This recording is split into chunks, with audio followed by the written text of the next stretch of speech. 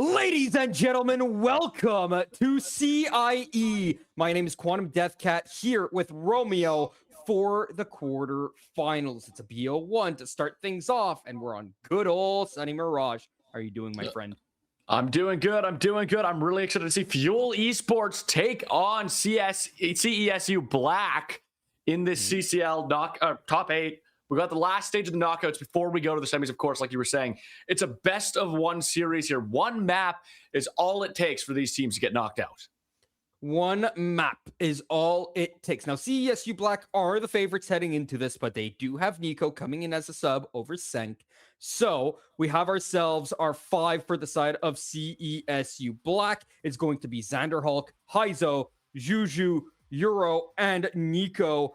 All things considered here, CSU Black looking really good. All right, they looked really solid yesterday. They look just as solid today. Yeah, they have some strong players. Of course, Juju sitting as one of the top players on this team alongside Heizo. Is there any specifics you expect to see from any of these 5 players? Especially Heizo. He was the big carry last time around in the last game that we watched them in the group stage. And sadly, it was not enough for them to win. However, it was good enough for me to keep an eye on him for the future. He is their opper, so let's see what he brings. On the other side of the game, Fuel Esports will have a starting 5 of Nylander, Tyler S., Cario, Jacob, and Scampers. This is looking quite solid as well, but they're still a bit more inexperienced than the other side of the game here. Yeah, Fuel Esports coming in a little bit less experience on them. Of course, are there any of these players you think we should be highlighting going into this match? Is there anyone, if you're a viewer, you haven't seen Fuel Esports before, who do you think they should be keeping an eye on? Oh, definitely keep an eye on Nylander. You've got to be a really good player to name yourself after one of the best Toronto Maple Leafs players, right? So don't let us down, man. If you're going to name yourself Nylander, you might as well play like him. And don't play like him like he's playoff Willie, all right? Play like him like he's regular season Willie, all right? Regular season Willie Nylander here is what we're hoping for from Fuel Esports. Listen, as a Habs fan, I can make fun of the Maple Leafs, all right? I live in Toronto and I still support the Blackhawks. I feel like a traitor. Of course, our Matt, though, we're going to be playing on the Chicago server under Mirage, a classic staple of the CS franchise. This is terrific. Look at the CSU Black up against Fuel Esports. CSU Black starting on the CT side after winning the knife round. They've decided to go for the CT side. Fuel Esport on the T side, and they're taking this very quick. They've got themselves plenty of nades, plenty of smokes to go towards this A pop, and no one's inside the site itself. It's going to be a free bomb plant. It's going to be a 5-on-5 retake already as the bomb is planted. Yeah, Uro already down to just that 6% HP as they're trying to find their way into the bomb site. Nylander trying to make some action happen. Isn't going to be able to land a kill this yet. And there goes Heizo. Heizo immediately picked off. It's trades all around. Tyler S going to fall next. Xander Hulk in a 1v1 manages to win it, trying to sink in that bomb site. A quick pick comes out, and it's going to be CSU Black who take this first round. CSU Black doing the correct thing there and getting the job done. A 5-on-5 retake goes their way, and it is terrific. They went early enough. A lot of teams are going to be very hesitant to go in for retakes that early on when they have all 5 players away and still rotating in, right? You want to wait normally, but you don't have a kit. And I know that in Valorant, that's an odd concept, but there is such a thing as a defuse kit in Counter-Strike where you take normally 10 seconds to defuse the bomb without it, and you take 5 with the defuse kit. It costs $400. So some players don't buy it, especially not during pistol round. Yeah. In Valorant, I think it takes 7 seconds to defuse the spike, I believe, off the top of my head. Something along those lines, but it's definitely an expensive buy in this early. We see a lot of utility, though, being bought early by CESU off the back of that last win. Of course, getting some of that extra dollars. I'm trying not to say gold. Some of that extra money into their pockets here. We're seeing a lot of actual cash, actual spending money that they're using. Not old gold. But yeah, a lot of flashes, a lot of smokes being prepared for this fight. It looks like it's going to be another situation that we're seeing around this B site, or A site, so rather. All 5 members of Fuel walking into A site here, getting an early plant down. This could be really nice for the T side because they force bought into this one. They have Nico no money left over afterwards. They're Nico going for it. 2v1 immediately off the Uzi from Tyler S. Tyler S trying to find another, but he's going to get picked off here. Gets a sizable amount of damage. It's a 3v3. Carryo going to fall just off camera there under the bridge. Waiting patiently, the M4 is going to find a double kill for CESU Black, and that's going to be another round going over to CESU. Very nicely done there. Patient. This time they had the kits to work with, so they were able to hold it off and to say, you know what, we don't need to stress about this. We have the man advantage, right? They double peeked really hard into us. They didn't have the weapons advantage. Let us keep it that way. That's exactly what they do. There is a lot of stress on the side of Fuel here. They are very aggressive, trying to find those picks early on. Instead, they get domed because of it. That double, as you said, huge in finding the round for the side of CESU Black. At the end of the day, it's a bit inevitable with that kind of positioning with the M4. Up against a MAC-10, there's nothing much you can do.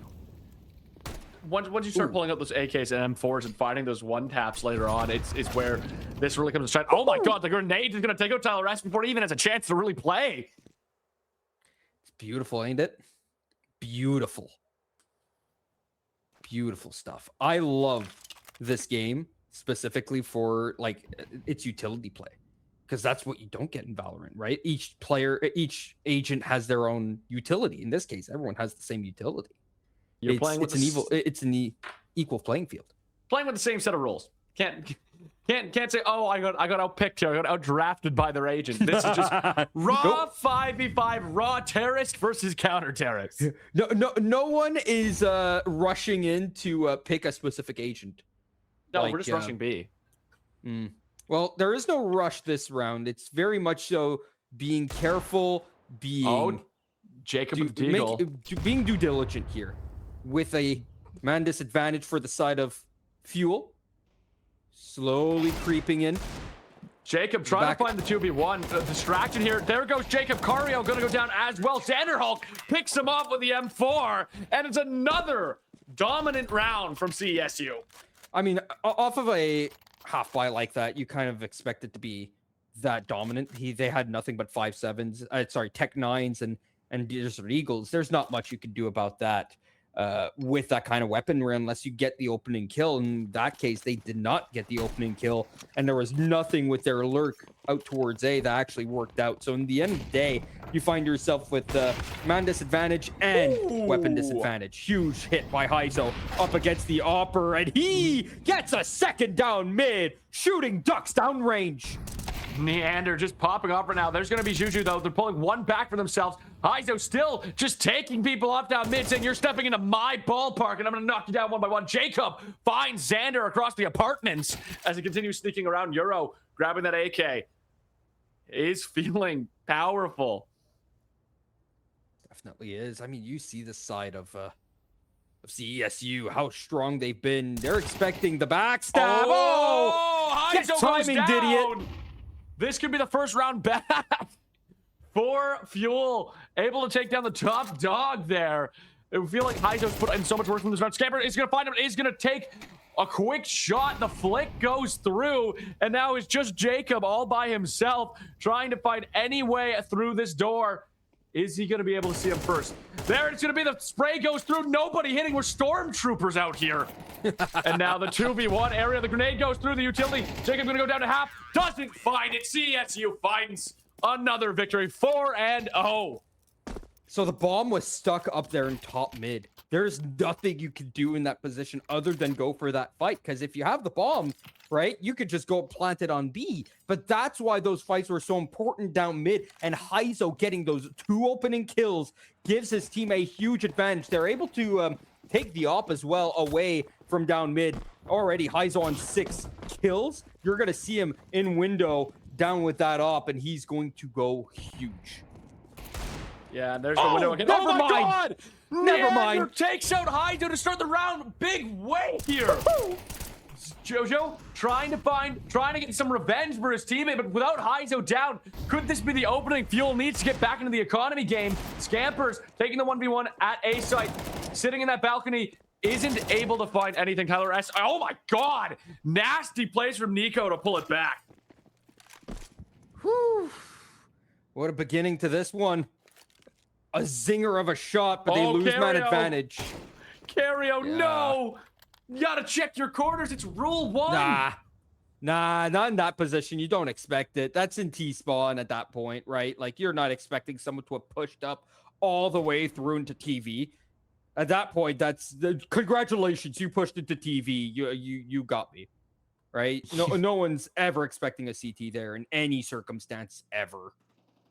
Just a sad way to go, though. Just knowing he's watching you from behind, taking his sweet time to line up the shot, and then bam, you're taken away. And Jacob, once again, left all by himself. Never mind. Bye, Jacob. Juju gonna take him out immediately with a beautifully placed sniper scope. Yeah, the almighty oppressive op. Luckily, it's not this oppressive in Valorant, right? And from what I hear, it's only a chamber away from actually being oppressive. But I see what you did there. Listen, all right, I went over to Toronto for the Masters, all right, the Toronto Masters, and I got to watch that. It was fun seeing everyone being a chamber. Yeah, and everyone it's your classic. It's your classic. I do find it really. Oh my God, Heizo just annihilating Jacob. An assassination attempt gone successful. And look at Nylander. He's got to push up through lower here, and he finds nothing. He's expecting this Opera to have gone through Con. Instead, he's just top mid, and he has no idea. And the moment that he spins around is going to be their backs are to each other. Their backs are still to each other here. Heizo has no idea. He misses. He misses completely. And there we go. Uno and Nico going to be able to take down Neander, and it's just looking like a playoff Neander right now. Sadly, it is playoff Nylander. At least he has 1 kill. Nylander has 0 this playoffs. Yeah, well, that's according to the fact that he's played 0 games in the playoffs because Toronto wasn't in it. Well, you see, Toronto. When was the last time Toronto won a cup? Okay.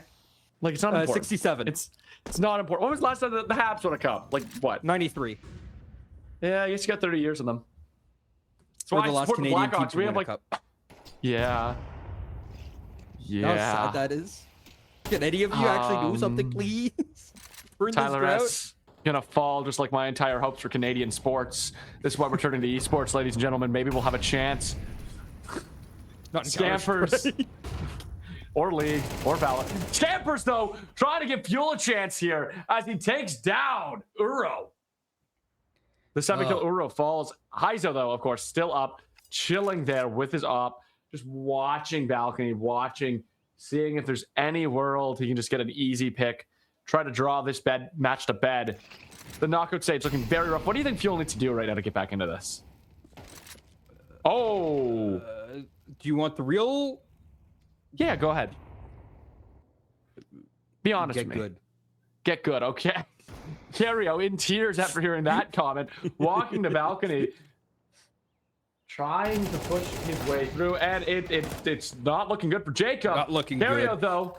Cario, it's him versus Heizo. Heizo has that op in hand, is ready. They call him Oppenheimer for a reason, because Neander's going to fall.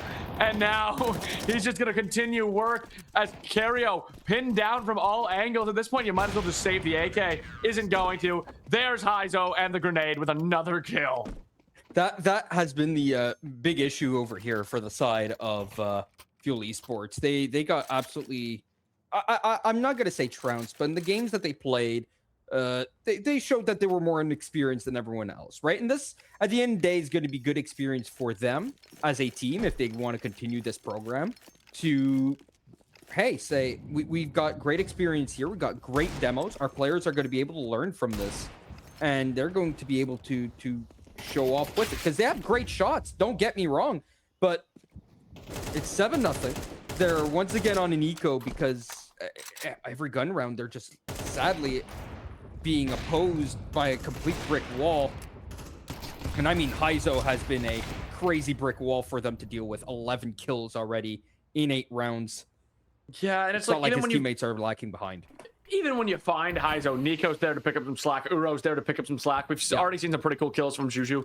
It's like it's so rough because it just feels like all 5 members have such a cohesive play style on CSU, and even the use of utility. Like I feel like Xander grenades, it has been one of the biggest scares. It's like seeing artillery strikes thrown to your face, and then what do? You just take it. Neander trying to creep up here, trying to find his way into the site. It does not seem like it's happening to get through Nico. And Nico just there, you know, switching to your other weapons faster than reloading. And Nico making sure everyone knows that's the case. 8-0.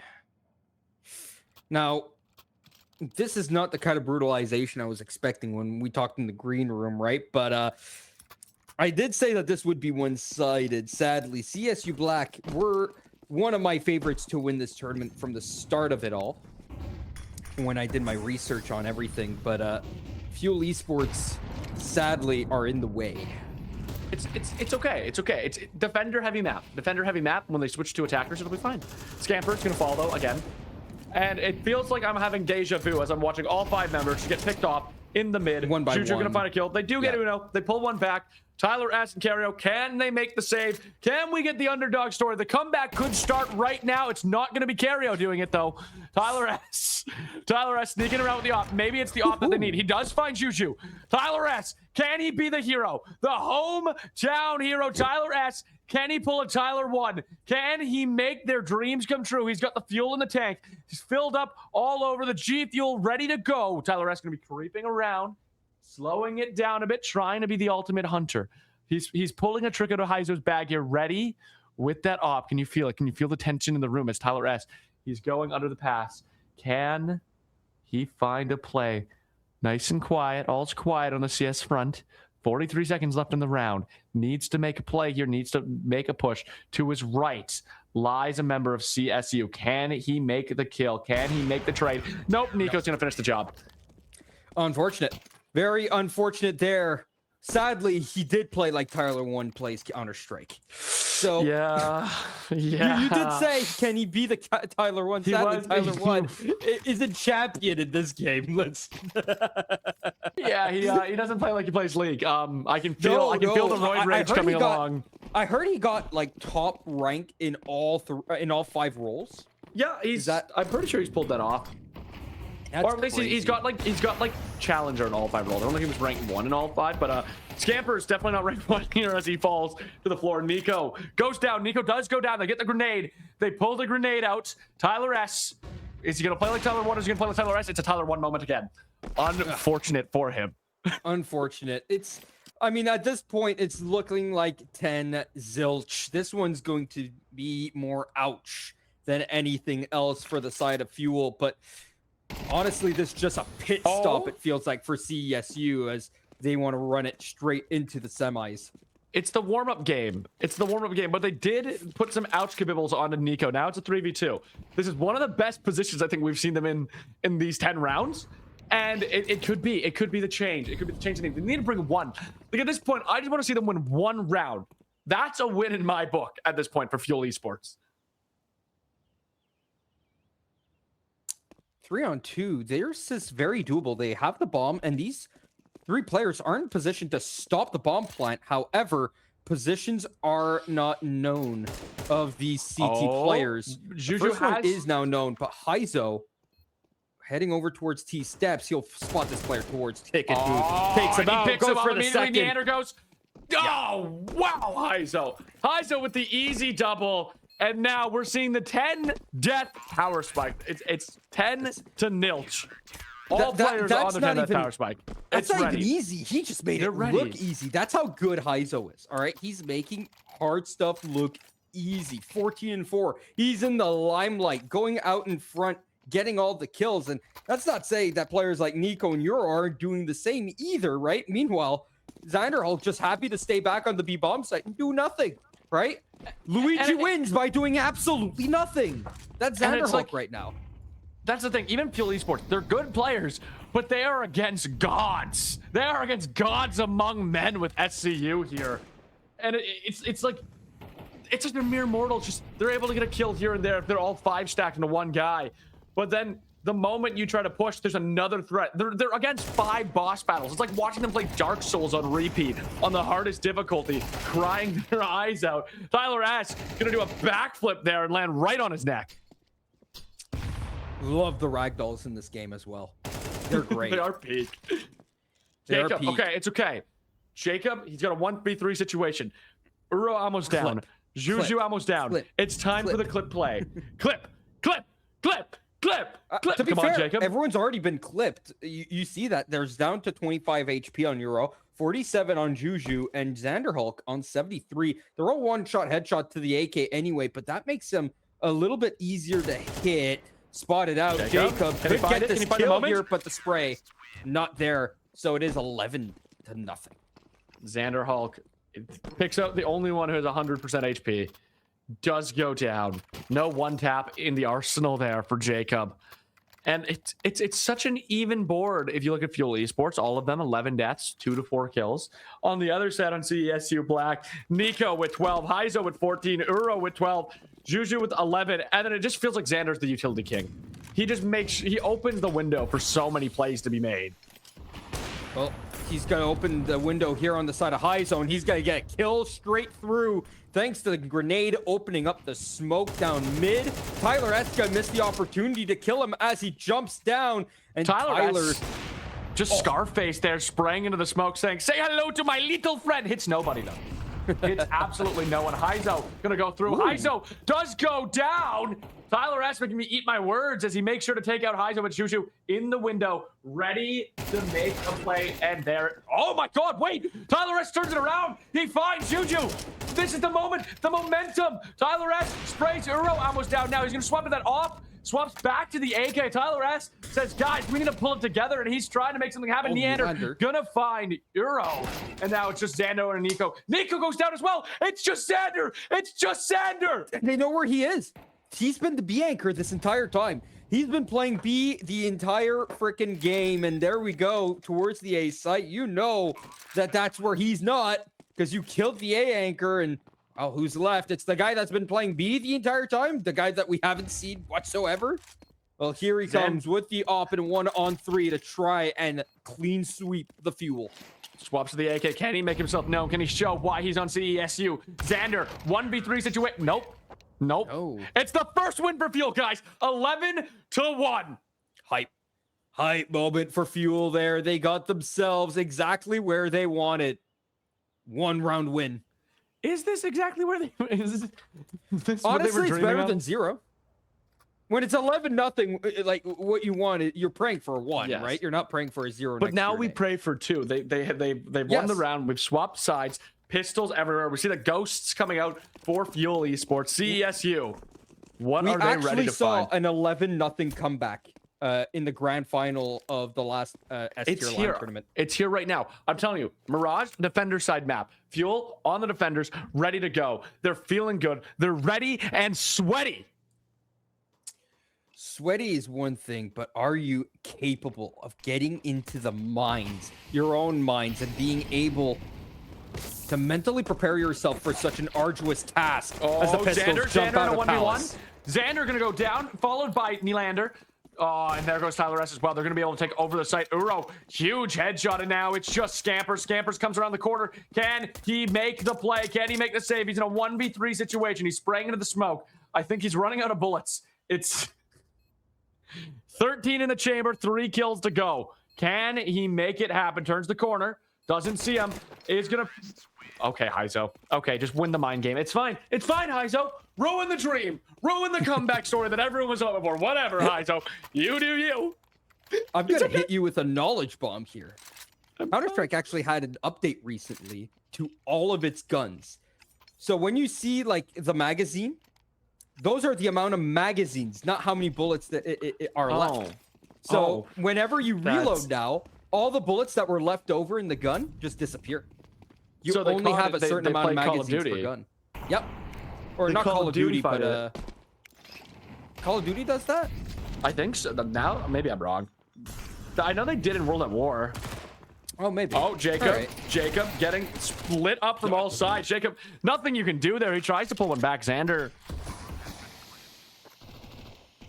Hulk is waiting. Tyler S in the wing. Scampers coming around the corner. Scampers he's going to meet his match here, only having that pistol. Tyler S goes down. This could be it. This could be everything that CESU needs to have a pretty easy sweep. 13-1. Nylander going to go down. It's just Cario. It's Cario in a dream, and the dream is dead. There is no dreaming. He's gone. He's in the dark tunnel, and it's all black as CESU take over and are going to the semifinals.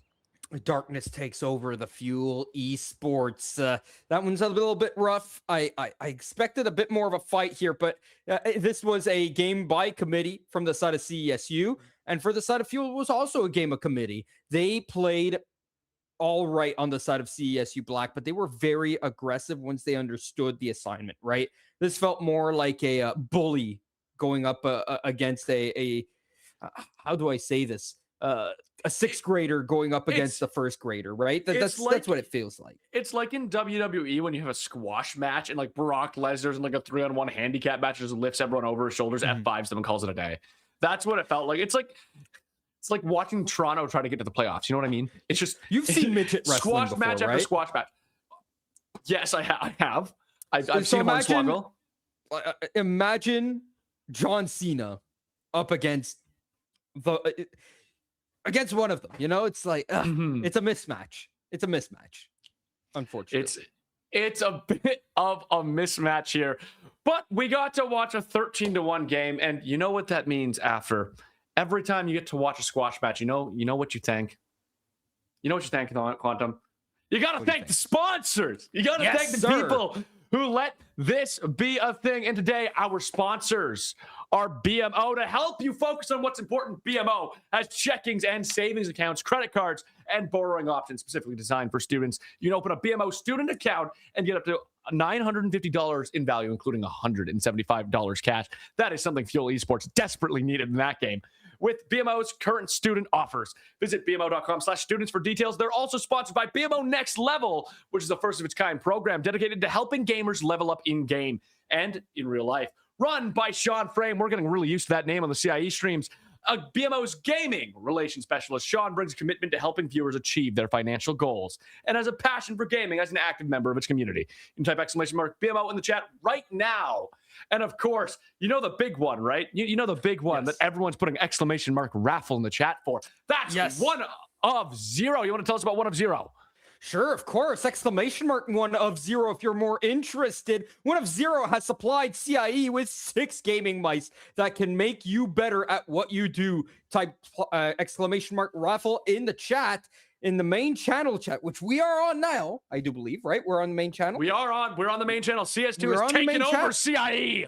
Yeah, that's us. We're on the main channel, guys. So !raffle, and listen, if you want a code, if you want a design, if you want a game, doesn't matter. This thing can do it all. Take pride in your setup and look good while you achieve everything. Discover your inspiration. Defy definition. Be 1 of 0. I actually hear a 1 of 0 mouse is like Heizo's like biggest weakness. So if you want to beat Heizo, all you got to do is put !raffle in the chat. But with that, we're going to go to a quick break and we'll be back with the semifinals. Don't go anywhere.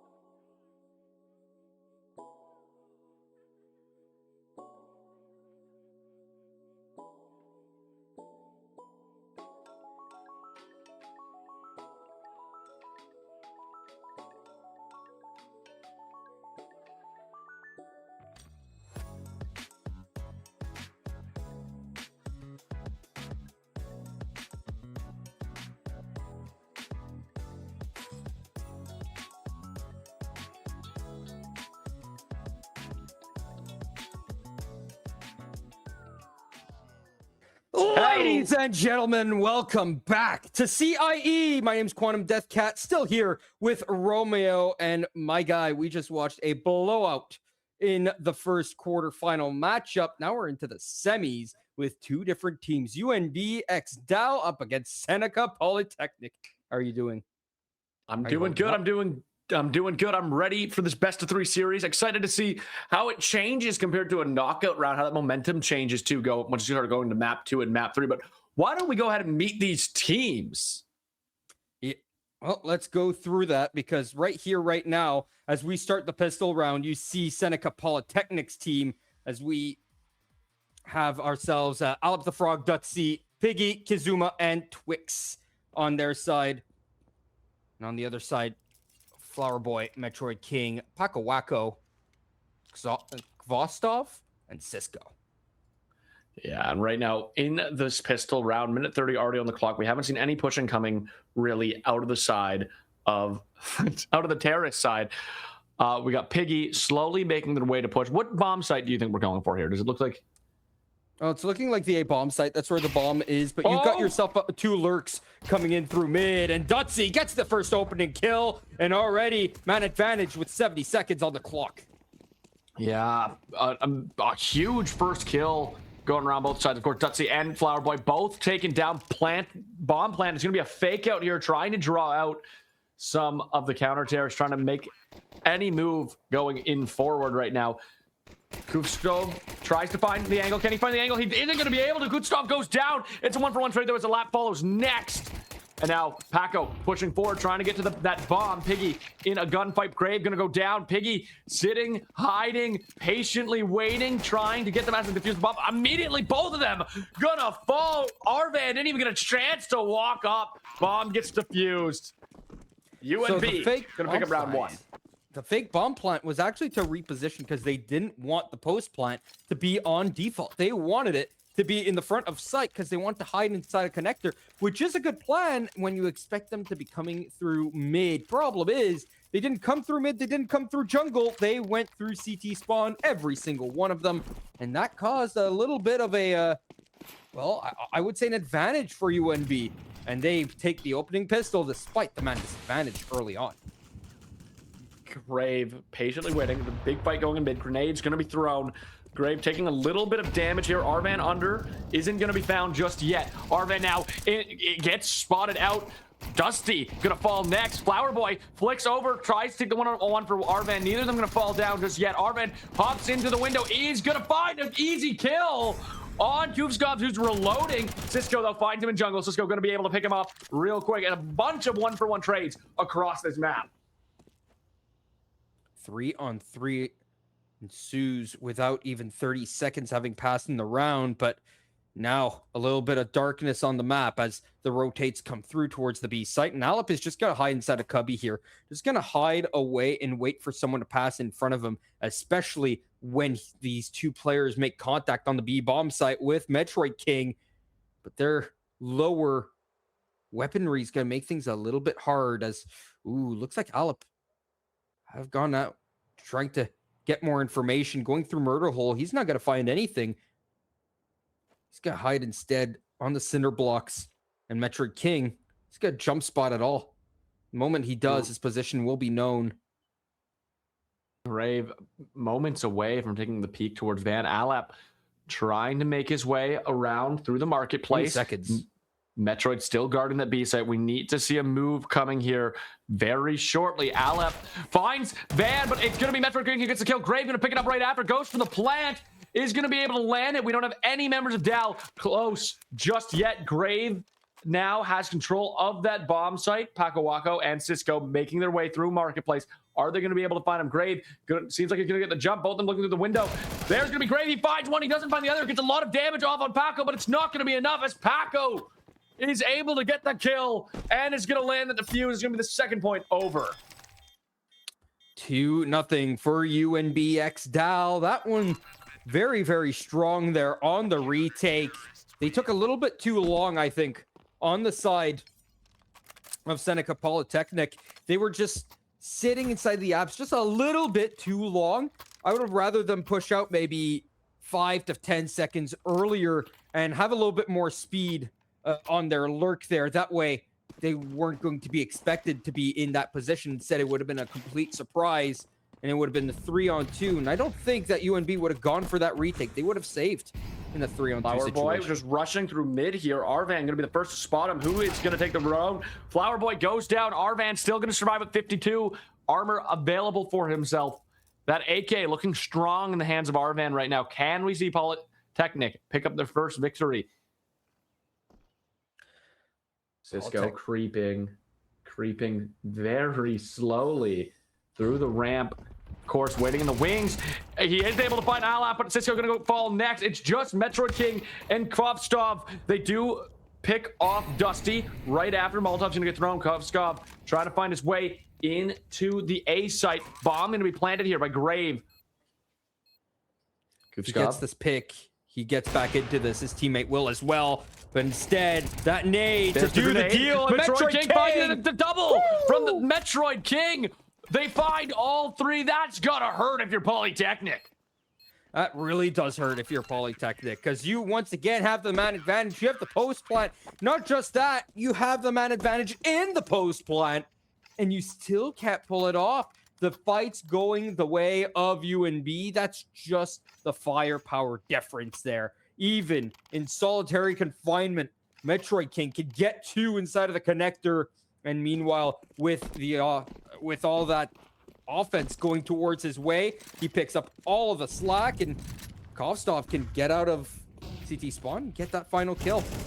Oh, Arvan finds a little bit of a head poke onto Flower Boy. Grave gonna take a lot of damage off the back of that nade. Looking in window, trying to see if they can pick up the window, but nobody gonna be left there. It looks like we might see a fight break out. Oh, right through the jungle. Kovstov gonna be able to find Arvan. Dusty now trying to poke. Lots of smokes, drawing the sense of everyone here. Flower Boy making a sneak. Is he gonna be able to find anyone on Polytechnic? Flash is going to get thrown. Flashing nobody existing in that window zone. Still on the catwalk. Flower trying to find a peek. Cisco on the other side. And through the jungle gym. Grave is going to go down. Backflips into his neck. And it falls. Flower Boy finds the sneak. That's one. Can he get the other? Can he get the other? Swimming to your other weapon. Flower Boy goes down, but Piggy, not a lot of health left. 4 members to 1, and they're all gathered around Piggy, circling him like wolves, and he is dinner. The big bad wolves have come and taken him alive.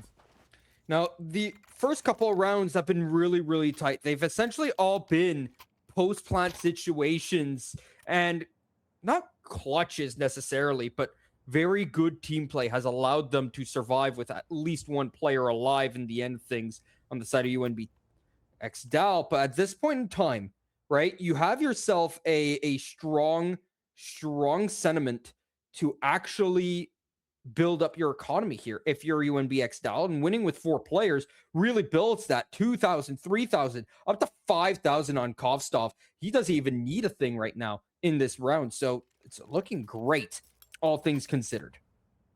Yeah, it's looking very, very powerful right now for UNB XDAL. Of course, we're talking about the players. One of them is ranked 433rd on Face It. That's an insane position to be in.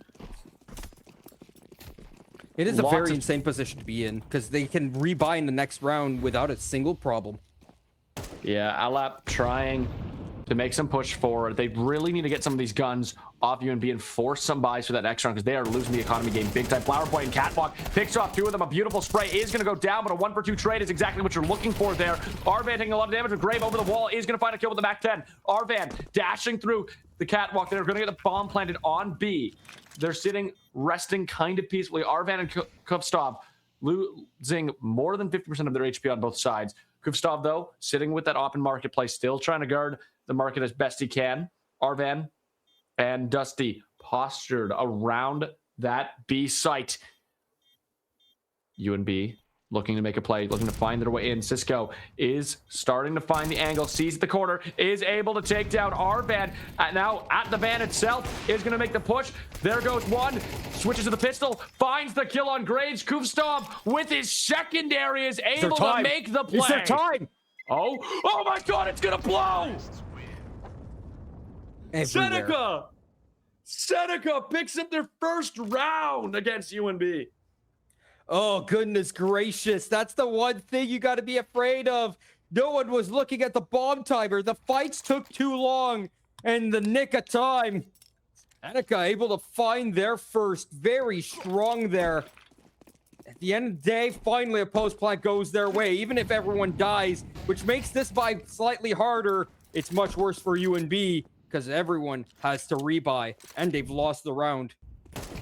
Grave gonna get flashed for days here. Gets completely stun locked behind there in mid. Lots of grenades being thrown. Grave gonna go down to half. The Molotov goes into the window, but it doesn't do a lot of damage to Cisco. Cisco getting out pretty well unscathed. Just to reposition here. Grave, Molotov as well, sitting in that mid side. Arvan going through the jungle. Grave picks off Kevstop, but it's a trade for Alap the Frog. Alap the Frog has been having a little bit of a rough match inside of the CIE at the moment. Flower Boy, though, going to be the one picking through window. Not seeing anybody standing there. Well defended is that A site. 4-on-4, and here comes the push out. One flash. They're not going in completely dry, but seeing nothing from the side of UNB here, they're confused as to if this was an actual push or just a little red herring, but instead they're infiltrating the site slowly but surely. Ooh. Molotov to stop them from pushing out, but it's not in time. It's too late, and the bomb's getting planted. Paco Wacko, though, still in a pretty decent position here, trying to guard that bomb. It has been planted. They are going to need to make a play if they don't want the same thing to happen as last round. Metroid King trying to find an angle. There's Paco revealing himself. Takes out Piggy. Grave going to be behind Metroid King. Metroid King trying to guard himself, but he doesn't have a lot of time. It's a 3v1 situation. Metroid needs to clutch. He's trying to push forward. Can he find the angle? He takes down Graves. It's a 2v1. Metroid King on the clock. On the clock. He is going to save. It does look like he's going to run away. Leave Dusty and Arvan with the bomb, and it's going to be a second round over to Polytechnic. Bomb was too far. Taking that fight down mid took a little bit too long. Sadly, it's going to be a second on the board here for the side of Seneca, which leaves not a lot of money in the hands of UNB. A lot of clock wins right now for Seneca. They're able to get in there, get the bomb, and then just defend long enough for it to explode. That's twice now they're winning of good macro. Good macro indeed. Again, they're great at getting this bomb down on the side of Seneca here. They have a great plan for attack on both sides, but it's especially gone well towards the A site. Meanwhile, for UNB, they're happy to go for retakes, and it's worked out in the first 4 rounds, but in these gun rounds, they've been a little bit lacking. Now they've got themselves nothing but one hero M4. Let's see what they can do with it. A hero M4 on Metroid King. Metroid King, 7 kills so far, has been playing very, very strong. But of course, without the rest of his team to help try to lower some of those health bars, it's going to be a bit of a difficult angle. We're seeing a push right now, though, through the palace into the balcony is going to go down. Alap the Frog immediately falls to a deagle. Another one going to be walking through the gates into Cisco's loving arms. Is he going to be able to find the kill? Flower Boy goes down immediately to an AK. Dutzy going to be able to take down Cisco as well. There goes Paco Wacko. Metro King still up with the hero M4. Can Metro King make a play to save his team? It's a 2v3 angle, still on its full health bar. He has taken down someone this round already. The bomb not planted just yet. Lots of nades being thrown. Metroid King trying to get some damage off. Takes a lot of Arvan's health pool. Cupskov behind someone planting. Is he going to be able to finish the job? The Ghost, he does. Cupskov going to be able to get a kill. That's huge for UBC. Now Metroid King only in a 1v2 angle, and both the health bars of Figgy and Ryan under that 30 mark. It's a one tap to the body for Metroid King to find these kills with that M4. He is against 2 AKs. One headshot will draw him in. Can he find it? He's on the clock. That bomb is planted. Metroid King needs to make a move if he wants to win this. Molotov going to be thrown into the site. Finds one. Doesn't find the other. Arvan able to finish the job. And now Seneca Polytechnic almost even with UNB. Well, that is a huge one from the side of Arvan. He puts himself in an off-angle position. You never expect someone to be there. That's not an angle that you look at and say, yeah, someone's going to be there, right? You would search at every angle, especially on Mirage A site. That is a site where you could be literally anywhere. And that's not one of the places that you could consider anywhere. So that is a complete off angle that takes off on the side of Metroid King. It's not somewhere he expects. Pays the price for it in his death. Arvan trying to fight through jungle is going to find Cisco. That's a bit of damage off. This time, everyone's got their guns ready to go. That's the only one without really any heavy weaponry. Does have that MAC-10 ready to be used. Piggy taking a lot of damage. Same with Paco. There's a fight over Van right now in the apartments. Piggy and Arvan going to be able to take down Paco, Wacko, and Cisco. It's a 5v3. Now it's a 3v4 as Arvan goes down. Arvan been making a lot of the clutch plays for Polytechnic. Not going to be there. Sitting through the smoke. Dusty going to watch the smoke evaporate and be the first one to get Cub Stomp. Flower Boy trying to find an angle here with that M4. Is able to find Piggy. Bomb going to get planted once again at the A site.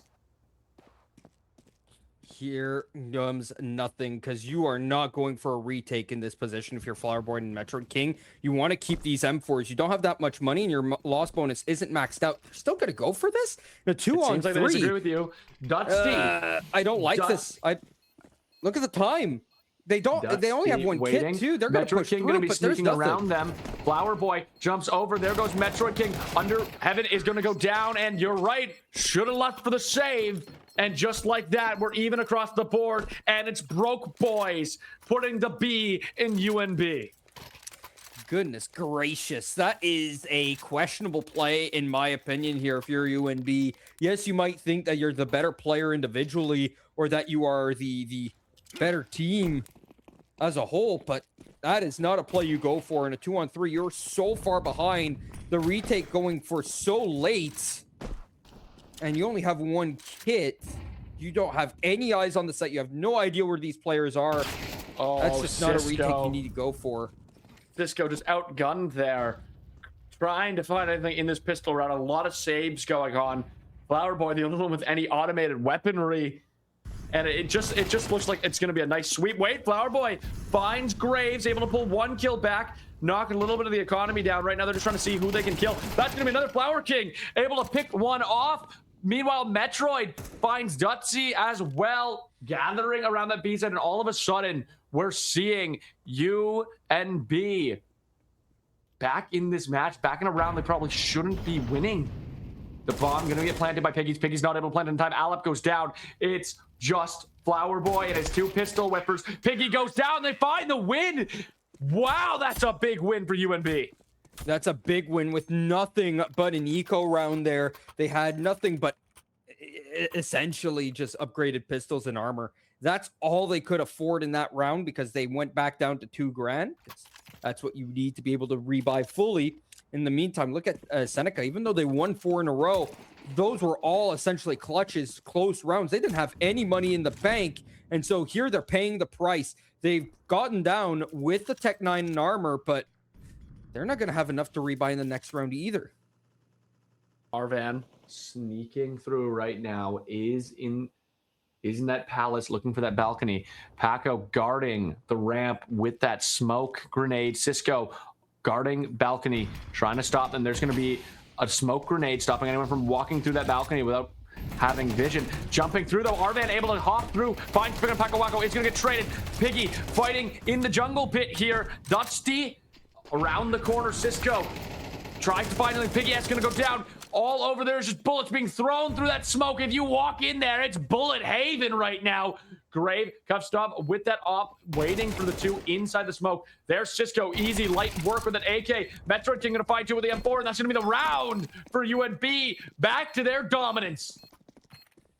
There you go, back on your high horse, and look at the money on the side of Seneca here. They've got not too much to work with heading into this one, especially on Grave. They're going to force buy, but that just means that for their next round, if they lose this, they're going to be in grave danger.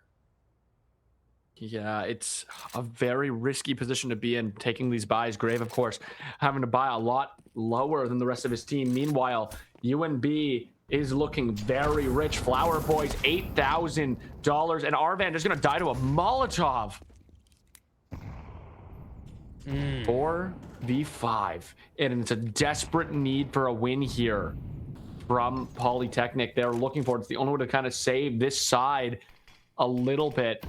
Alep gonna go into the smoke, tries to take a shot, doesn't land. Paco Wacko guarding with a beautifully skinned Lego M4, basically. Dusty in that mid side, feeling Dusty wants to make sure that they can pull this back, find a map 1 victory, get the momentum started in a best of 3 series. They just can't. And right now, if they lose this round 2 on the side of Seneca, they're in big trouble. They're in big trouble because this is essentially an 8-4 situation if they lose this, because they won't have the money to fight back in the next. However, a win would essentially say, we're looking for the tie. However, Flower Boy grabs that first, gets that second, looking for that third, gets a little bit too greedy. The Piggy gets 2 back, but there's still 3 alive for Grave, and he can't do anything once he's put inside of his own coffin. And just like that, it's an easy win for UNB. And you imagine this round's going to be the same. There's not a lot of places for Seneca to go through. Sitting on wallets of only 2,000. Piggy Ass the most rich on their team at 3,000. Meanwhile, not even really needing to buy anything back. UNB only losing 2 souls in that last round. They are rich, they are wealthy, and they are ready to drop each member of Seneca one by one. Well, let's see here. With nothing but Mac 10s and a Tech 9, they do have a Galil, but it's not got much behind it. And they've used up most of their utility already. This should be a B-rush all day, every day. And Metroid King, if his spray is nice, should get one. Metroid King, one of the craziest cursors I've seen in my life. Actually, insane. Arvan gonna go forward, tries to find Metroid King. The flames at the bed, jumps on his head, but this isn't Mario Brothers, and just like that, all 5 of them are gonna fall like Goombas. Well, the Goombas get stomped on. 8-4 in the first half. Switching sides. Let's see if Seneca can do it on their CT side. Seneca gonna need a big win in this opening round to try to get that economy going. You can't really afford to drop too many more rounds. UNB 5 rounds away from taking a map 1 victory. Seneca got a big uphill to climb. They're looking for 9 wins across these next rounds. Of course, we do have the chance of going 12 more rounds. But if UNB finds the first one, Seneca's dreams might be in bed. Paco Waco immediately rushing to that A site, takes a shot, and now Grave already in a great position, but gets headshotted by Metroid. Immediate spin, Ardan gonna get Molotov. Nowhere to go, nowhere to hide, just a little resting place to die. Paco Waco though gets traded. Dusty gonna go down. There's the dual wield, open spray, and pray. The CZ75 is not gonna be enough. As Cisco down to 1 HP. Kupstov gonna be the real champion here. Piggy asks, can he keep Seneca alive in this? No, he can't. It's Kupstov. 1 clean shot straight through the head drives Seneca's Eco Dreams down into the dust. Nothing to be seen here. UNBX Dal had themselves a little bit of a slip up in between round 5 and 8, but ever since then, they've been back on the horse, back at it, and they should once again have themselves a clean round. This time, Seneca, instead of force buying, they will be saving this round. They'll buy into the next, but that means that UNB have a very high likelihood of being up 10-4. And 10-4. What did you see? Double digits. You know the match is coming near to an end. Piggy Ass is going to be the first to fall here. Paco Waco and Kupstov, though, they go down. It's a 3v3 right now. It's 3 pistols against 3 machine guns. Are they going to be able to grab some weapons? Are they going to be able to find their way back into this? In the marketplace, we're going to see Dusty tries to use that deagle to effect, but it's not enough for the automatic Mac 10. Flower Boy walking through jungle. Grave going to get picked off from behind, and now it's just Arvan against the world, and Arvan isn't going to be able to pull it out. It's just 2 clean shots into the wall, and the blood splatter across the jungle. Ouch. That is a rough position to be in if you're the side of Seneca. You're down 10-4. You don't have too much momentum at this point, right? You did have a 4 round in a row setting, but you've lost 6 in a row at this point in time. And now after losing the pistol and its conversion as well, you are in dire straits. You don't really have anyone full carrying you like on the side of UNBX Dal. So you're just hoping for a little bit of something, a spark, but Arvin goes down without even firing a bullet. Oh, Flower Boy gonna find another kill. Cisco, just Molotov in the connector, stopping anyone from going through. Cisco looking into that window. Grave down to 49. Cisco starting the engage, waiting for the flames to disappear. Can he finish the job on Grave? Dusty gonna be around the side. Dusty finds 1. Can he find 2? Can he turn it into 3? Grave gonna find another. It's now a 1v3. That's Kupstov on the opposite side. Not a lot of health. Maybe worth the save. Has to. Nope. Nope, just gonna get shot to the floor. Goodbye. And just like that, Seneca back in it.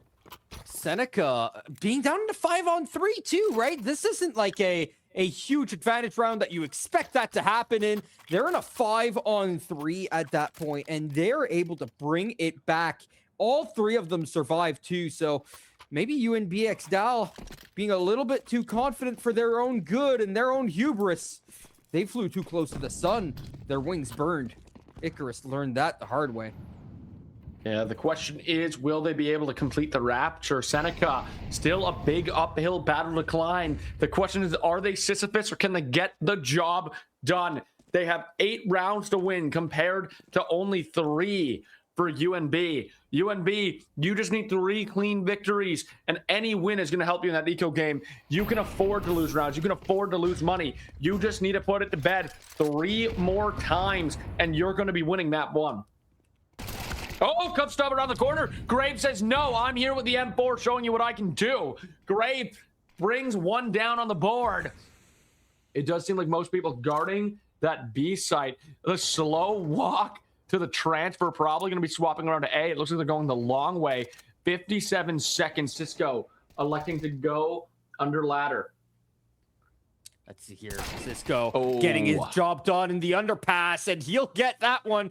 The Tech 9 up against the M4, and somehow the Tech 9 comes out strong amid push from the side of the T's, pushing right into Dutsy. He's relaying that information over to Arvin, who's ready with the AK back towards ticket booth.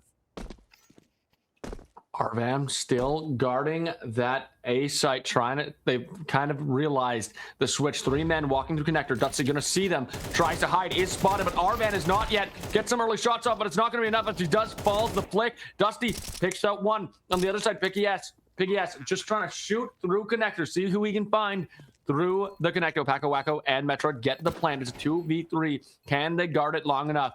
Can they take down Poly Seneca? Can they stop the comeback in the tracks? Pushing forward. They're trying to get to the bomb in time. Alap going to be there. Going to go for the defuse. Isn't going to find it, but they do draw out Metroid King now, which is Paco Wacko. And Paco Wacko finds 3! Paco Wacko with the triple! Woo! What a play from Paco Wacko right there. Not only does he have the presence of mind to take out the player in front of him, but the spray transfer right onto the bomb plant diffuser is huge. He already knew what he was going to do before it even happened. Before he even got the kill, he was already switching over to the bomb diffuser, trying to get him off that bomb. In the end, he ends up getting both. What a heads-up play. Yeah, an incredible way to shut down the comeback. Now Flower Boy gonna be spraying through the smoke. Arvan gonna go down. Dusty in a little bit of suffering. And I feel like UNB have found their momentum again. 2 wins away. That's all they need. 2 wins. And they're putting this match to bed. This match could very much so be in the dust for the side of Seneca, but they need to fight back. And a fight they shall have. It's a 2-on-3, but low health on 2. Let's see what Flowerboard can do with very little HP. Instant headshot onto him. Able to find 1. Cisco standing on that balcony, jumps down. The bomb is planted. 2v2. Piggy as an Alpha Frog. Paco and Cisco. As we see on the ramp, Alap might be able to find an easy kill. Alap sees him. Slowly makes his way through, takes the 2 shots. There goes Cisco. It's now a 2v1, but the bomb is planted. It's just time that Paco needs to wait. Paco gonna try to find 1, finds 1. Can he find the other? He does! Paco, once again, keeping the game alive, and now they're only 1 win away from bringing Mirage home. Oh, this one is beautiful from the side of Paco Wacko. Guy's been on fire. And he shows up why. My goodness gracious, we've seen some great individual efforts at the beginning of this game, especially for the side of UNB. And Paco Wacko wasn't a part of it. It was mostly Flower Boy and Metroid King. But here comes Paco Wacko, who was the bottom frag for the UNBX Dal team. And at this point, you can't say that anymore. He's gotten himself 2 clutches under his belt in the last 2 rounds. Paco truly making a name for himself in this series, showing why he's here, showing why he's in UNBX Dal. making his name known. And now Paco Waco in a smoke fight. Is he going to find the win? He's spraying and praying. He sent the flashes out, and he's going to find a lot of damage on Grave. They're now in the smoke, knife fighting. It's all hands on deck. Paco is going to go down. Grave now takes the position, but it's not going to be enough. Big yes looking into the spray, and Spray 2 going to go down. Dutsy going to go down as a 1v1, and Seneca going to find the round to keep it alive. It's 6-12 off the back of Big S in a commotion across the A site. The A site almost being held down there, but in the scheme of things, it just barely is good enough. All right? Almost, as we all know, the good old saying is only good enough. Horseshoes, hand grenades, and nuclear warfare. In this case, I don't think it's going to come down to the third options. I think we're going to see hand grenades a lot here. There has been a ton of hand grenades. There's been a ton of alcohol on fire on their breath as well. Molotov, speaking of, there's going to be a grenade through the window. Flower Boy seeing it, taking some ouchies. Alap sitting there waiting to finish the job. Arvan going to go down to a deagle to the head. Youch. Flower taking some shots. There's a grenade through the bars. They're going to elect to rotate to A site. They're up a man, but Flower Boy not in the best condition. Already a lot of damage being taken here from the side of Seneca. Despite the gun advantage, they are down in man advantage. Oh, the Graves gonna find them in mid. Needs to be Takes pulled one. back. Doesn't take the other. Flower Boy still alive, still breathing. The bullet holes puncturing his lungs. You can hear his breathing through the monitor right now. Meanwhile, guarding the connector. It is one man. A lap. A high. Peekaboo. Goodbye, Kufstov. Goes through the ladder, sneaks his way back up, but they know where he is. They know how they can take him out, but Dusty gonna be there, say, hey, Peekaboo, I'm here too. Piggy S and a lap trying to find their way through, trying to keep Seneca in this. Metroid King and Flower Boy. Metroid King really the only one with any health. It's a wonder how Flower Boy is still breathing in this fight. Metroid guarding ladder. Can he find the kill? He only has that deagle to his name at the moment. Oh, Piggy finds one. It's just Metroid King. He has the M4. Can he put in some work? A lap takes him down. Seneca still 5 wins away from being at a tied position and bringing us to overtime. But they've won 2 in a row here. They need 7 in total to bring us to OT. Tying things up at 12, but they've already won those first 2. And now a little bit of momentum. They're up against another half buy in this case here, right? They've got themselves Tech 9s, and I think no Deagles even for the side of UNBX Dow. This should be a quick cleanup at the end of the day. Yeah, it should still just be that easy victory that they need. A lap going to try to stop it, though. Get some damage off on Flower Boy. Cisco going to take some damage as well. Dutsy sees them all jumping out of the balcony, is able to pick one off, but a lap going to go down next. Metroid King waiting to go around the corner, just has that tech. Not a big weapon for him at all. Bomb going to get planted here. They're on the clock. Piggy S nading the site. Piggy S sees the head, tries to poke it. Metroid King, the only one with any health, really. A bit of a rough situation as Metroid and Paco, the last 2. It's just going to be Paco. Can Paco find a clutch? Paco on 8 HP. One shot will do it, and it does. Seneca going to find another round. That's 3 in a row for Seneca Polytechnic. There you go. The momentum finally switching sides. And suddenly you have another run here from Seneca. UNB have to only get 1. But at this point, getting number 13 is the hardest. It always is. No matter what game you're playing, the last one is always the hardest to win. And especially when the other team starts fighting back. Yeah, Seneca, you can feel it. You can feel it in their motions. You can feel it in their way to walk. They're on point with their communication. They are making sure that they don't go down easy, trying to get that comeback. Can you imagine how good it would feel to tie things up and find that map 1 when you were so far behind? 12-8. 4 more rounds needed to bring things back. And the jump down. Dutsy. Yeah, that's a bit greedy from the side of Dutsy. Maybe you could even say that was a bit ditzy of him to go out for that fight. Trying to push the momentum, trying to push the tempo. It was working for them in some of the other rounds, but here they think they found themselves maybe a little too much. A lap the frog, guarding that balcony, making sure Palace is safe. Metroid gonna find a poke. Gets down Grave. Cisco gonna be the next to fall off a headshot from Piggy. In the Palace, 1 falls. The revolution has begun. Can Polytechnic Seneca beat it?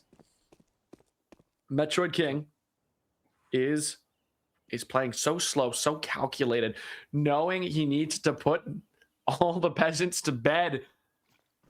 Yarding that A site, throws the Molotov. Kufstov has the op. They final lap the frog. It's down to Piggy S and Ryan to keep the dream alive. Piggy S in window. Can he make a move? He does. 2 for 2. Metro King and Flower Boy versus Piggy S and Arvan. Piggy S takes a grenade, takes a little bit of damage there.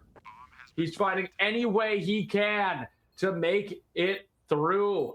He's going to have to go through Tetris to get to the A site. Bomb planted. They're on the clock. Arvan is able to find it. Metro King 1v2. Seneca can keep it alive. Can they do it? They just need to find Metro King. Metro King in the ramp sees one. Takes the shot. Misses. Fake bomb defuse. Knows he has to play tight. Knows he has to play tight. It's not going to be enough. Alab goes down. They get the defuse. Seneca, the comeback is real right now.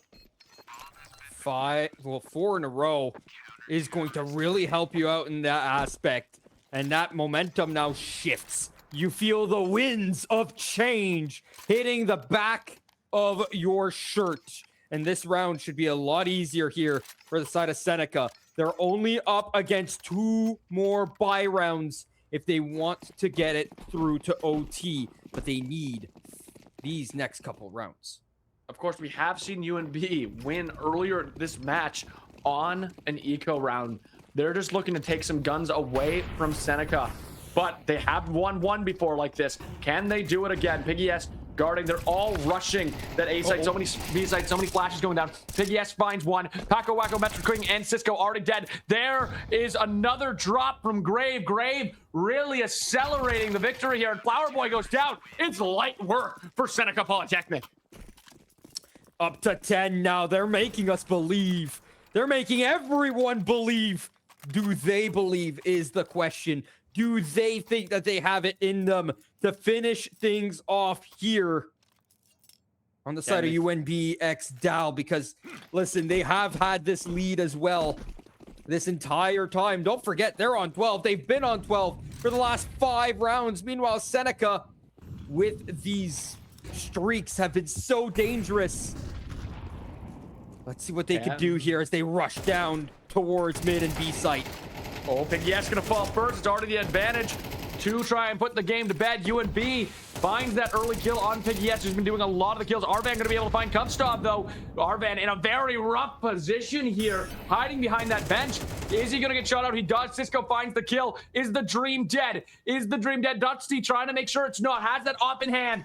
Is guarding the van. There's one over behind it. The moment he switches, he's gonna get Molotov'd out. And now the bomb getting planted here. It is Alap and Grave against the world. Can they keep it alive? Can they keep the comeback in swing? Molotov goes down. They're on the clock. Metro King guarding the marketplace. They're both pinned down. They're pinned down bad, but they need to make the rush. That bomb, the timer ticking away. Can they save the world? Can they save the dream? Grave firing some shots. Metro King gonna find one. It's not enough. It's not enough. UNB wins game 1. Game number 1 going the way of UNB x Dow. Seneca Polytechnic making it close, but at the end of the day, it was too little too late. You're down by 7. You are asking a lot of your players. Getting 5 of those 7 is really strong, but my goodness gracious, when you're down by that much, it is so difficult to do anything about it. They did get the however, momentum we're back not under too their down feet. and back behind to make a little bit of a shout out here, huh? Oh, we want to make a bit of a shout out.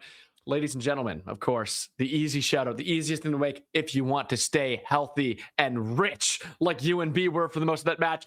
None other than our sponsor of our stream, BMO, ladies and gentlemen, BMO. To help you focus on what's important, BMO has checking and savings accounts, credit cards, and borrowing options specifically designed for students. Open a BMO student account and get up to $950 in value, including $175 cash with BMO current student offers. They also have BMO Next Level, which is a first-of-its-kind program dedicated to helping gamers level up in-game and in real life. Run by Sean Frame, BMO's gaming relations specialist, Sean brings a commitment to helping viewers achieve their financial goals and has a passion for gaming as an active member of its community. You can put !BMO in the chat now for more information. That said, ladies and gentlemen, we're going to take a short break. When we come back in about 5 minutes' time, we're going to be on Anubis. Stick around.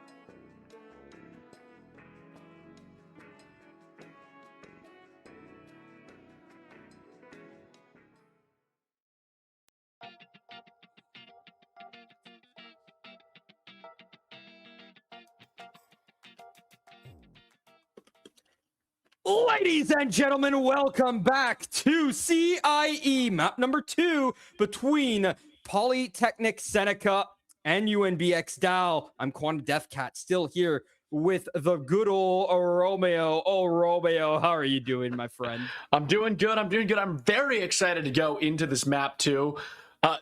We can see on our monitor Seneca just run the sacrificial ceremonial knife round. But we had a very, very interesting match that we just witnessed where Seneca almost made the comeback, but they couldn't. That momentum still under their feet, ready to go. Ready to go indeed. Mirage went the way of UNBX Dow, 13-10. Seneca having two really strong moments in the game. They were down 4-0. They brought it back 4-4. They were down 11-5. 12-5, and they brought it back to 12-10, but sadly, too little, too late. Two strong streaks, but nothing more than that. They didn't have intermittent success. We are seeing an immediate march right now to the A site by UNB. Piggy gonna be picked off. Paco gonna be picked off. Dutsty gonna go down as well. Flower Boy trying to guard that entrance. Can he do it successfully? Grave finding any way to go in. There is gonna be the plant. Plant very early in this round. Flower Boy takes one. It's a 2v2. Metroid and Cupscov guarding the bomb. Alab and Arvan trying to find any way to get into defuse in the little corridor. There is drop. Metroid drops one. It's a 1v1. Arvan versus Metroid. Arvan versus Metroid to set the tone of map 2. Can Metroid do it? Can Arvan do it? They're firing. Metroid gonna find the first round for UNBX Dow. Oh, that's Metroid here doing a 180. First, getting the player inside a camera is huge. You get that first kill, bring it to a one-on-one. You hear the player running out of baskets towards the fountain, and you just hide away in that little off angle to pap his face with the Glock. UNBX Dow win another pistol round. They just can't stop winning them. Yeah, the pistol rounds constantly looking good for UNB. And the question is, are we going to see the same dominance early into this match that we seen on Mirage? Or is Polytechnic found some new anger under their feet to try to pull back some early victories? Flower Boy going to kill Arvan. We're going to see Flower Boy take 2 for nothing as Alap goes down as well. Flower taking a little bit of damage, but still able to safely guard that B site. Dutsty just chilling in the little rock cavern.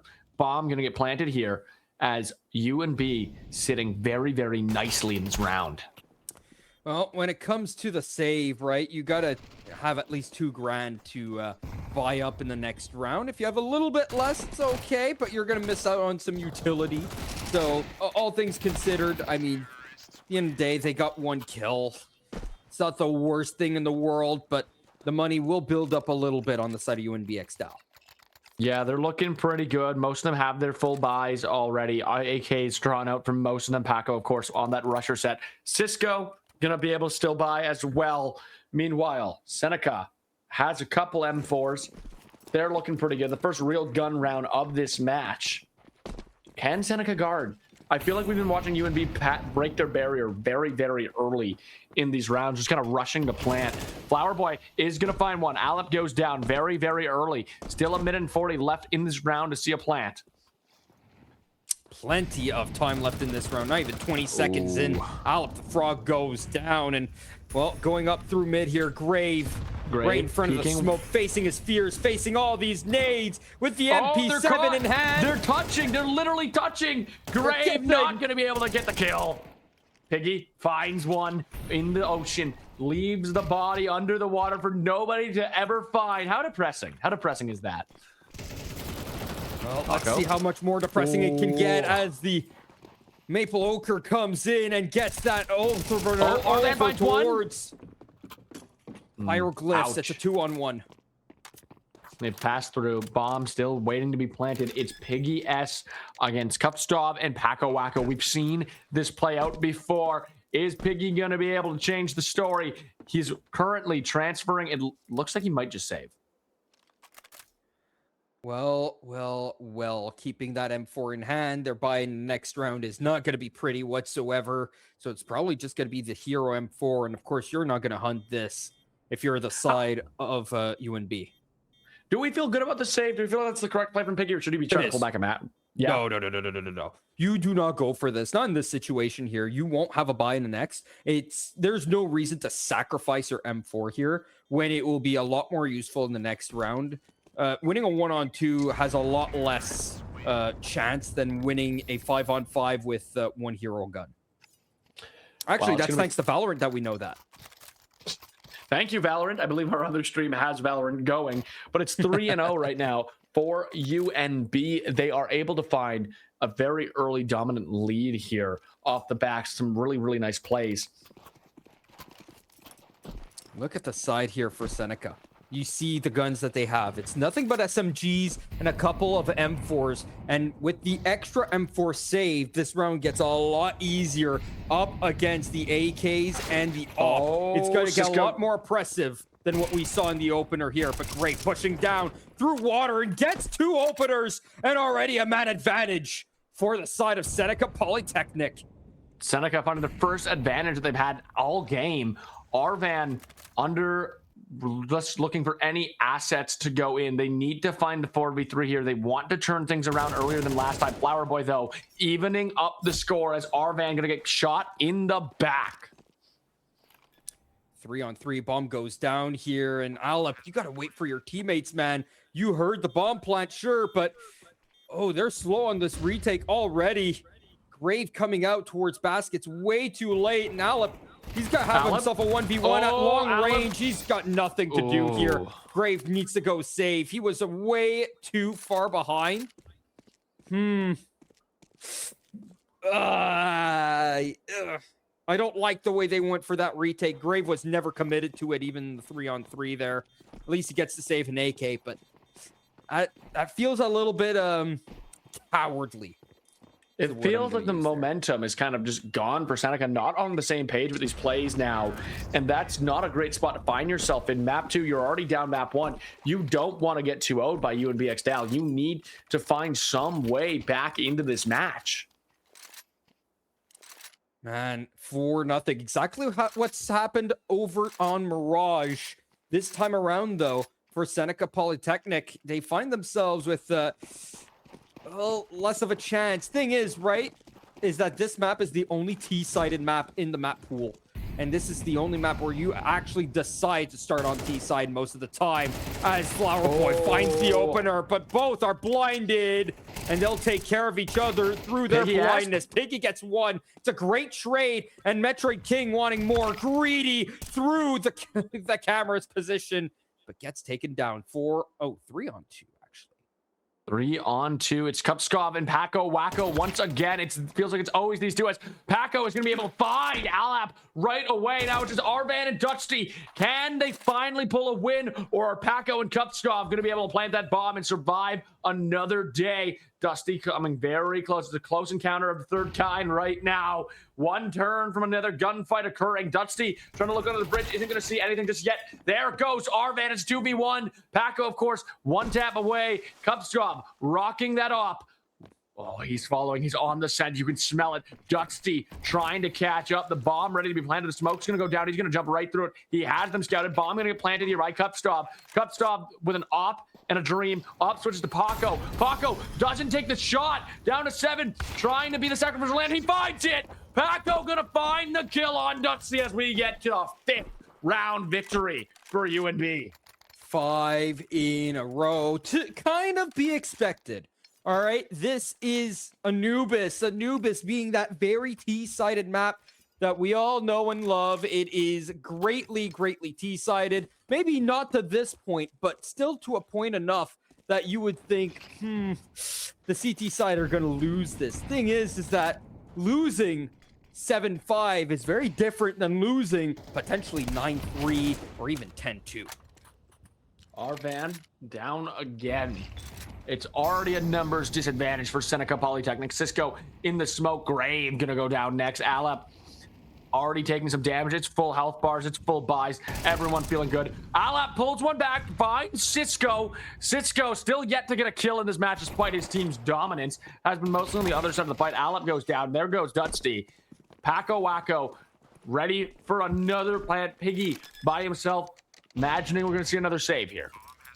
It should be. There's nothing you can do here if you're Piggy. Try to save the M4. Maybe scavenge an AK that could be found. But already, look at the hunt coming around here. They've got so much money on the side of UNB that this is a no-brainer to actually go for the hunt. And that's what Flower Boy does. He wants to put Piggy S into a ceremonial grave. However, not to be found just yet. The information is gathered. And as he tries to push towards... jump down, he does find himself nothing but lead in the chest. 6-0, and nothing to be saved, nothing to be rewarded with. Well, we do have a little bit of cash on the side of Seneca. They're at the 3,000 marks. Looks like it is going to be a save round, though. Can they pull some AKs? Can they pull some AKs? I don't expect we're going to see much. We do see a couple hero M4s coming up. Maybe that is going to end up being a buy. 2 M4s going to come out on the side of Seneca. 3 M4s. Odd buy, odd choice. They have the op, but look at the utility. They've got nothing. They've got very little armor. They could go for it, but I mean, yeah, it's a tough one. Tough cookie to crack, and already Dutsy, who had nothing but the Deagle, finds nothing but death.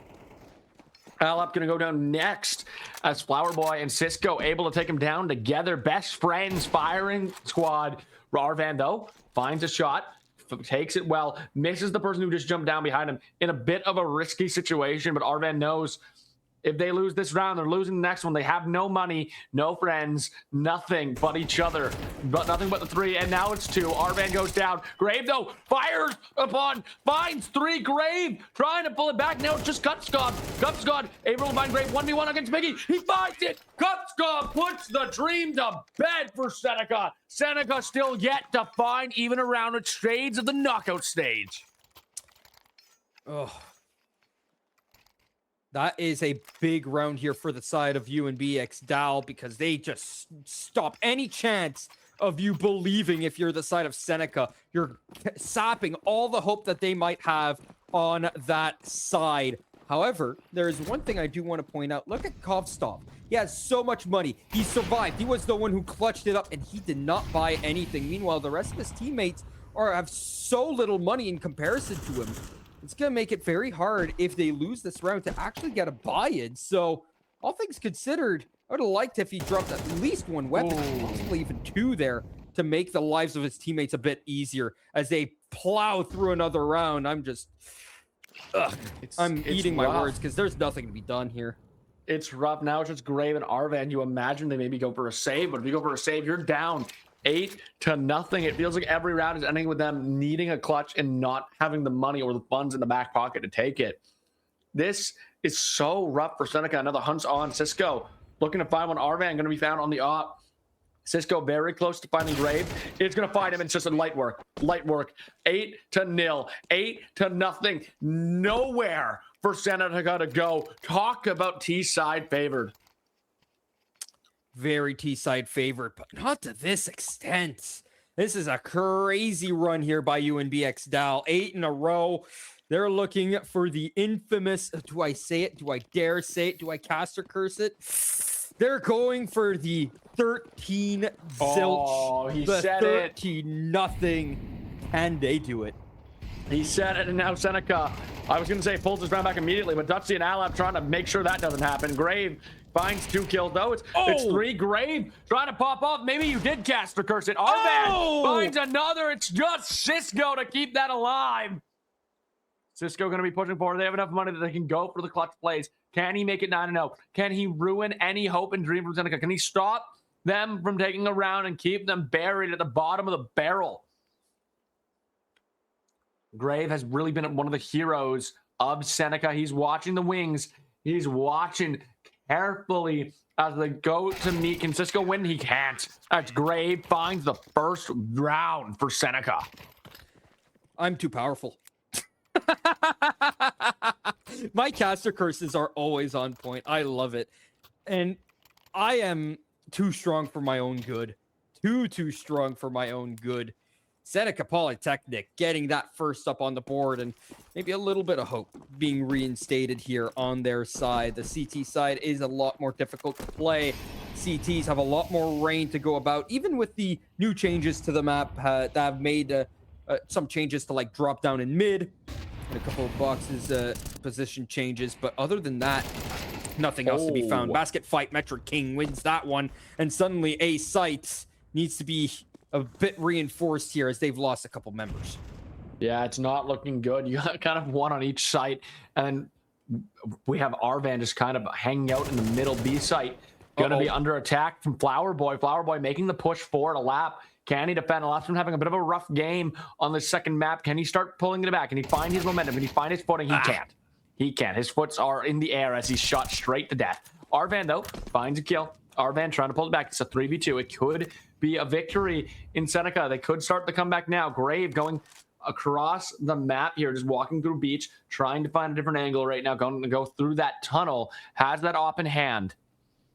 He didn't want to go through into water, thinking that there could be more players down there. Has to take the long route around. Both players in position here. From Long Cave in the back is Grave with the op. He misses his shot and takes half his health out of the picture thanks to the miss. And now his teammate can't really get out because everyone's looking at his position. They're expecting it, and the op misses again.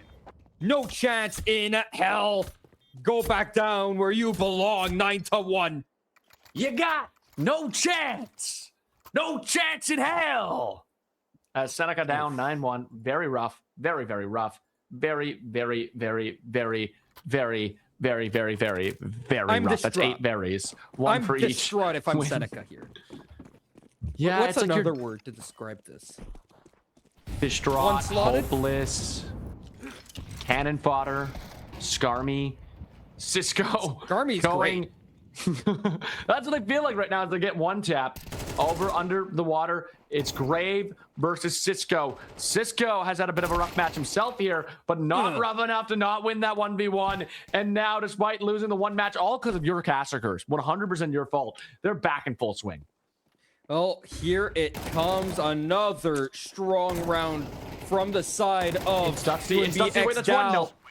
Nah. What do you do in that situation? You just have 3 people lined up firing squad, and you just get to pick which one do I want to kill before they take me out. 3 AKs firing at you. What do you do, man? You just cry. Nothing. You lay down and die. There's only a couple players in the world that could even think of pulling that off, right? And they are the top players of the game. Players that, like, even if you've never watched Pro Counter-Strike before, you've heard their names. Crimson like is prime. Donk, Zaiwu, right? You've heard of these names before. They're some of the best players in the world. And that's the reason why, because only they could do plays like that. Big Yes gonna die immediately. They do find you back. However, the off skills of Kevstorm just making himself the American sniper one by one by one by one. And now Paco seeing the smoke, doesn't think he's there, thinks it's a bit of a bait. Alep trying to get, no, never mind. Bye, bye, bye, bye, bye. That's gonna be the terrorist side for UNB. 11-1. Seneca in an even more dire position than Mirage. UNB 2 wins away from going to the grand finals. Now, this isn't over if Seneca loses this, right? There's still the third place decider to be played tomorrow.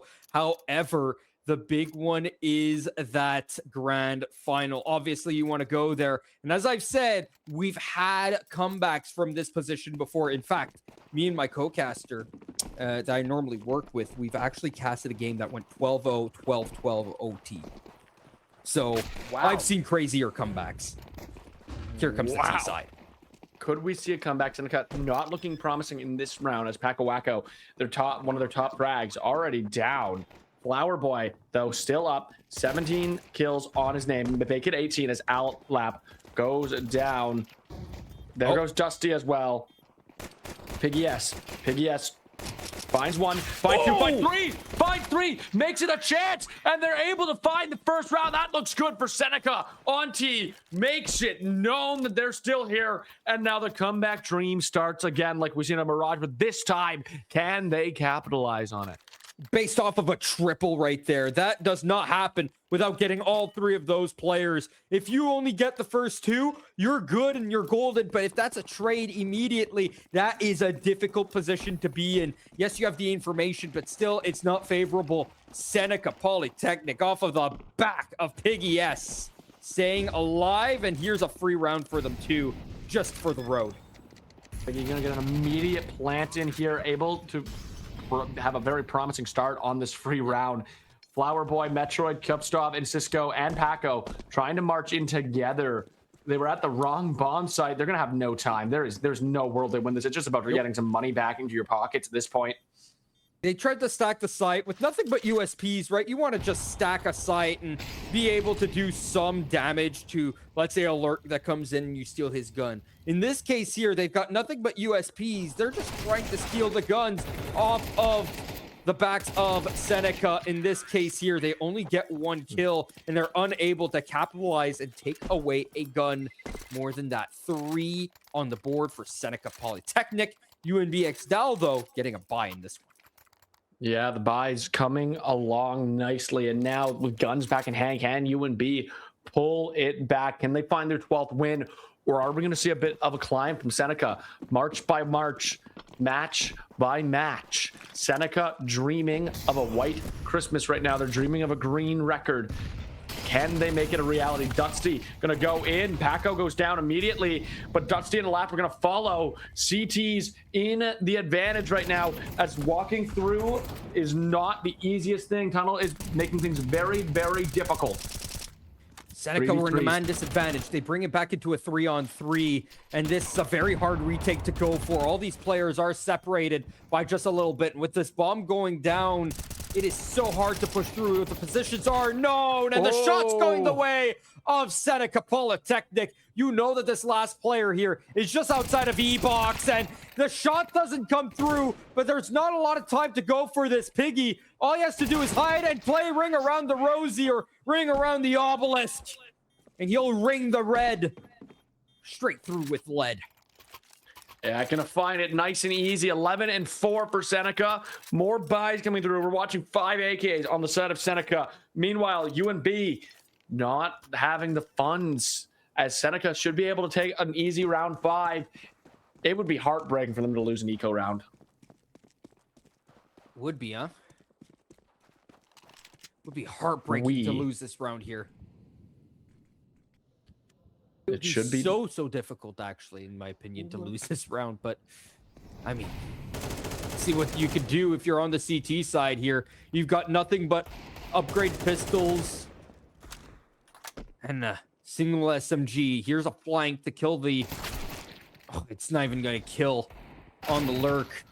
We're going to get the one with the MAC-10, MP9, sorry, the A side under attack. And, well, here comes the bomb plant. This should be easy, simple, and done here. Should be saving the AK if you're on Flower Boy.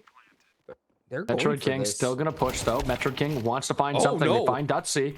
That's one. Lots of smoke going through. Can Metroid King find a way through? Alap guarding carefully. There, he jumps through, gets shot immediately. Piggy S able to find him. The distraction doesn't work. Paco Waco still with that M9, and he's going to fall. It's just Flower Boy against the world. Flower Boy finds one. Can he find the other? Can he do it? R-Van versus him. Flower Boy, all he needs to do is get the ace. He does it! He gets the ace! He finds the ace! He takes down all of Seneca, and now the defuse, it's going to come down to the wire, but Flower Boy should have it. Get it. Can he do it? Can he do it? Flower Boy! Oh, he finds it! He gets the defuse last second! Oh my god! There was no time left on that. He got on it with 10 seconds on the clock flat. There was not another frame to spare there. That is an incredible 1-on-3 ace clutch to put the secondary nail in the coffin. Second to last nail in that coffin. Up to 12. 8 map match series points off the back of a 1-on-3 ace clutch. Flower Boy making sure they're going to the grand finals and adding another clip to the highlight reel.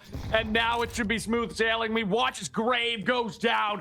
12-4. This is the only victory they need.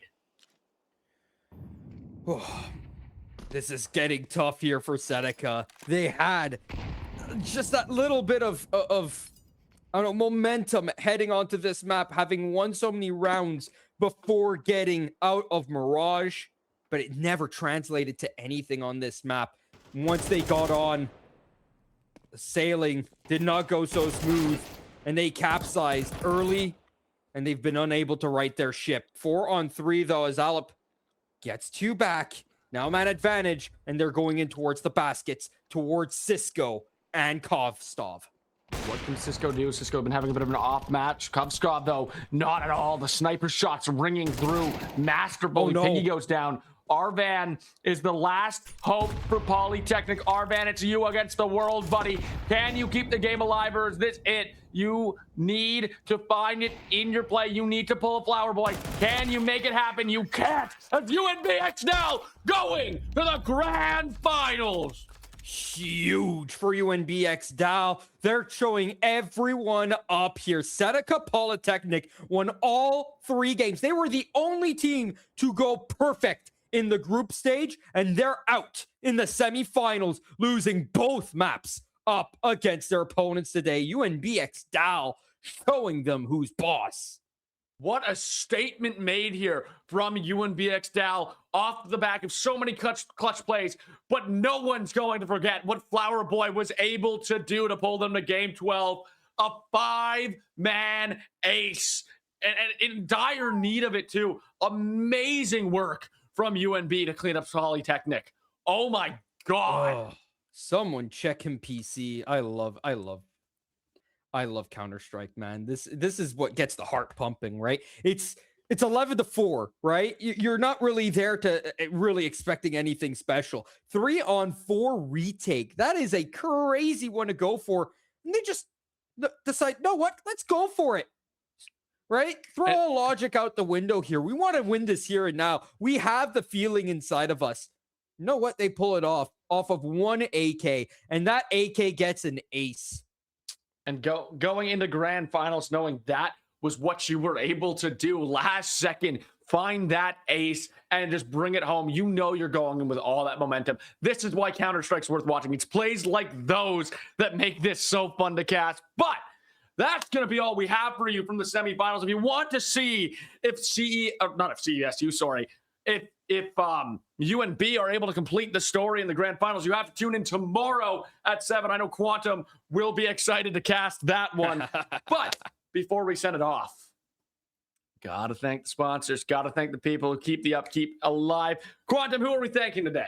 We're thanking 1of0. They've supplied CIE with 6 gaming mice that make you better at what you do. Type !raffle if you already haven't in the CIE.GG's main channel chat for a chance to win one of these 6 gaming mice supplied by 1of0. Code like a maniac, design like a guru, and game like an assassin. Take pride in your setup and look good while you achieve it all. Discover your inspiration. Defy definition. Be 1of0. To learn more, type in 1of0 in chat or !raffle to get yourself into for a chance at one of those 6 awesome mice.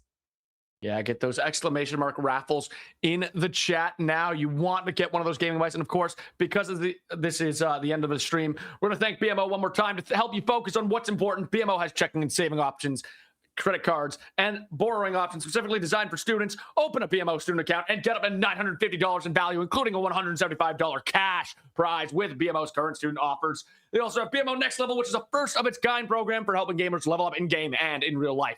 Run by Sean Frame, BMO's gaming relations specialist. Sean brings commitment to helping viewers achieve their financial goals and has a passion for gaming. As an active member of the community, you can type !BMO in the chat for more information. But that's it from us. We're going to go ahead and send a raid over to the 2nd Canadian Intercollegiate Exhibition stream. I believe they're still going live on Valorant. So stay tuned, join the raid, and get some more esports action. I was Romeo. That was Quantum. Thank you and good night.